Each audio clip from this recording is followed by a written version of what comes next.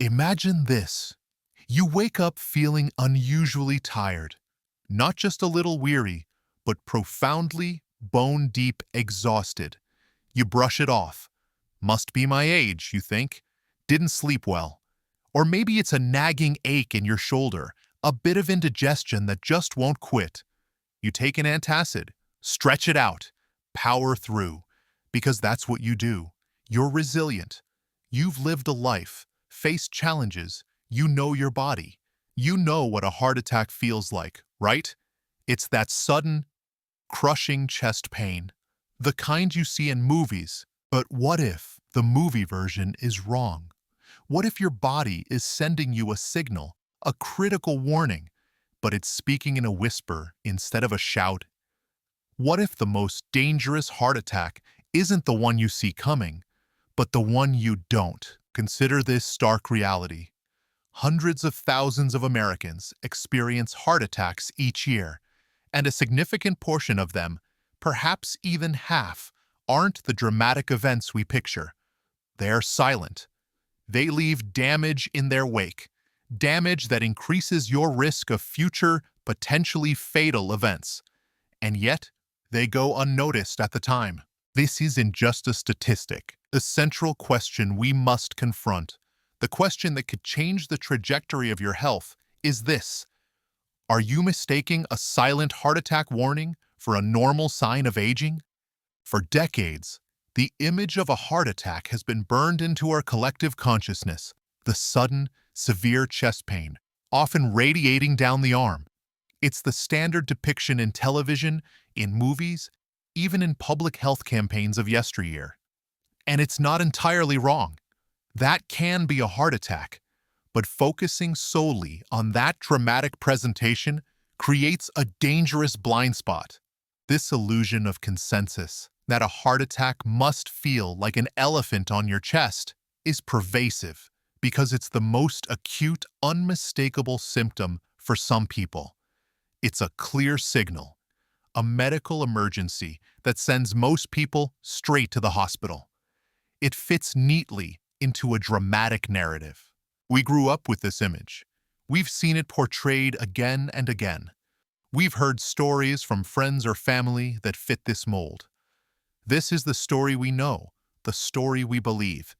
And because we believe this story so deeply, when our body tells us something different, something quieter, we dismiss it.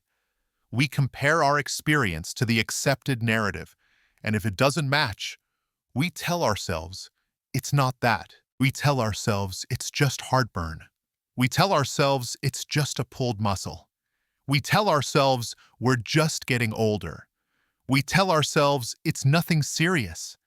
We tell ourselves anything but the truth, because the truth doesn't fit the story we've been told. But what if the old story is incomplete? What if it's missing critical chapters, especially for people like us, people over 65? Pioneering cardiologists have spent years studying heart disease, not just in the emergency room, but in the quiet aftermath, reviewing patient histories, looking at the damage left behind. And what they've discovered is a startling discrepancy between the symptoms people report experiencing and the evidence of heart attacks found later on imaging tests or EKGs. Studies, like one eye-opening analysis published years ago in the Journal of the American College of Cardiology, looked at thousands of older adults and found that a significant percentage of those with EKG evidence of a past heart attack had no recollection of a classic heart attack event. They had experienced something, yes, but it wasn't the chest-clutching drama.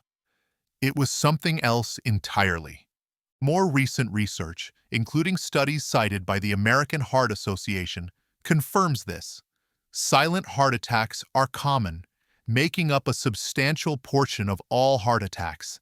And critically, these studies reveal that the symptoms, when they do occur, are often vague, subtle, and easily mistaken for less serious conditions. This is the first crack in the foundation of the old consensus. The data doesn't lie. Heart attacks in older adults, and particularly in women, and those with conditions like diabetes frequently don't follow the script. They are different. They are silent. And they are dangerous precisely because they are silent. So if the classic symptoms are only part of the story, what are the real signs we should be looking for? What is the number one sign most seniors ignore? Based on extensive clinical observations and research, the sign most frequently dismissed, most often attributed to something else, is unusual, persistent fatigue. Now, a part of you might be thinking, but I'm always tired. That's just part of getting older, isn't it? And that's a perfectly rational thought. We all experience fatigue. But this isn't the fatigue that comes from a late night or a busy day. This is fatigue that is sudden or unexplained. It comes on unexpectedly, without a clear reason. Severe. It's more than just feeling a bit run down. This unusual fatigue is the flickering warning light on your body's dashboard. It's your heart struggling to get enough blood flow, working harder in a weakened state. Think of your heart like a powerful, well-tuned engine. When everything is working perfectly, it hums along, distributing power smoothly. But if there's a blockage in a fuel line, like plaque buildup in a coronary artery, the engine has to strain. It doesn't necessarily seize up all at once. That's the classic, dramatic heart attack. Instead, it might just feel sluggish. It might feel like it's running out of gas, even when the tank is full. That feeling of the engine straining, the lack of power, that's the fatigue. It's a sign that the engine isn't getting the fuel it needs to perform its vital function. The foundational strategy, then, is simple but profound. Learn to recognize this unusual fatigue as a potential warning sign. Don't automatically dismiss it. Pay attention to its character, its severity, and whether it's accompanied by other subtle cues. Let me tell you about Jane. Jane was in her late 70s, active, independent. She started noticing she was just tired, all the time. Climbing the stairs felt like a marathon. Carrying groceries left her winded and completely drained. She'd nap, but the fatigue wouldn't lift. She told her daughter, "Oh, it's just my age, dear. I'm not as young as I used to be." She attributed the occasional ache in her upper back to sleeping funny.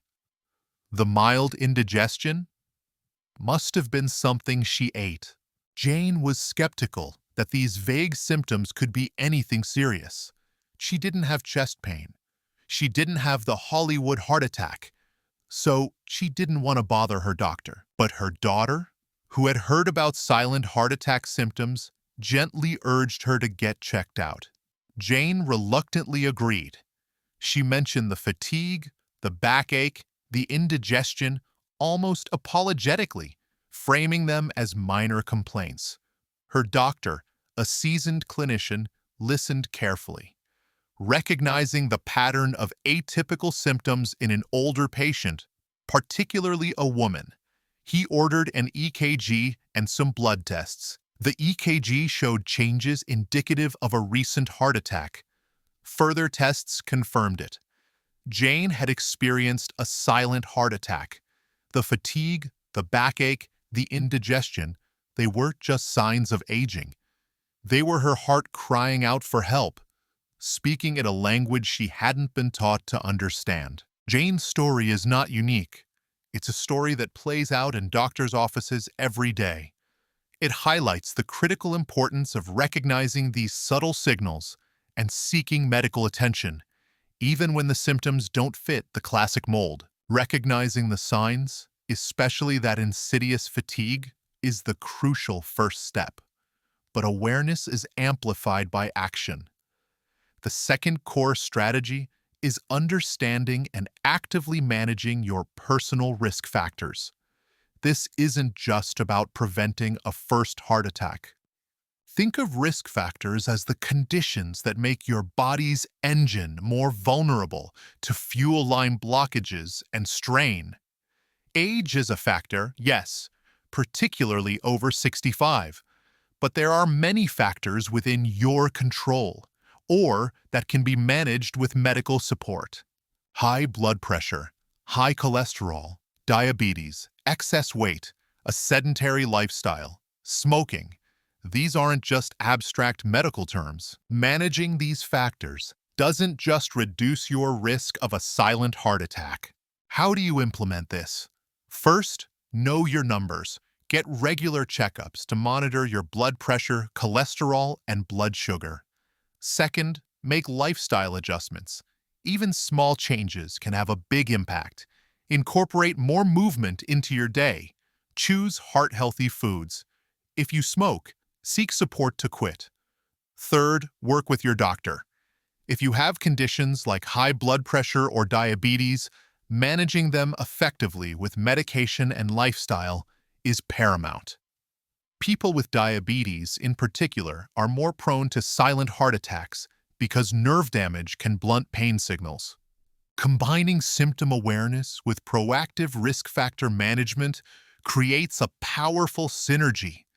You're not just watching for the warning lights. Now, here's the point where many people stumble. They learn about silent heart attack symptoms, they hear about risk factors, and they feel overwhelmed. Or worse, they experience a subtle symptom, they think it might be something, but they talk themselves out of it. It's probably nothing, they say.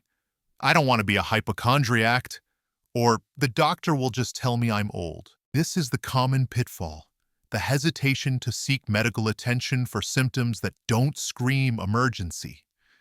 We are conditioned to only go to the doctor when something is undeniably wrong, when the pain is unbearable, when the crisis is undeniable. But with silent heart attacks, that delay can be incredibly costly. Time is heart muscle. The longer blood flow is restricted, the more damage occurs. Here's how to fly right past this pitfall. Change your mindset. View any unusual, persistent symptom, especially fatigue, shortness of breath, or discomfort in the upper body, not as a definite heart attack, but as a question mark. A question mark that only a medical professional can answer. It's not about assuming the worst. We've talked about recognizing subtle signs and managing physical risk factors. These are powerful tools, essential strategies. But what if I told you that both of these are just tools? The real power isn't just in the tool, but in the hand that wields it, and the underlying system that governs that hand. Think about it. Why do some people experience clear, unmistakable chest pain during a heart attack, while others feel only vague discomfort or profound fatigue? Why are women and people with diabetes more prone to atypical symptoms? It's not just about the blockage in the artery. It's about how your body perceives and communicates distress. It's about your internal operating system. There's an unseen force at play, a complex interplay between your physical state, your nervous system, and even your emotional well-being. Chronic stress, for example, doesn't just affect your mood. This underlying state, this combination of chronic stress, inflammation, and altered nerve function, can essentially muffle the alarm system. It can turn a clear, loud warning signal into a faint, easily ignored whisper. The real mastery, the deepest level of transformation, comes not just from recognizing the external signs or managing the obvious risks, but from understanding and influencing this internal operating system. The deepest mechanism at play, the operating system we need to understand, involves the intricate connection between your mind, your stress response, and your cardiovascular health. Imagine your body has a central control panel, like the cockpit of an airplane. In this cockpit, there's a system designed to handle emergencies, the stress response. When you face a sudden threat, this system kicks in, flooding your body with hormones like adrenaline and cortisol. This is the fight or flight response, designed for short bursts of survival. But what happens when the threat is constant? The daily worries, the financial pressures, the emotional strain? It's like the emergency system in the cockpit gets stuck on.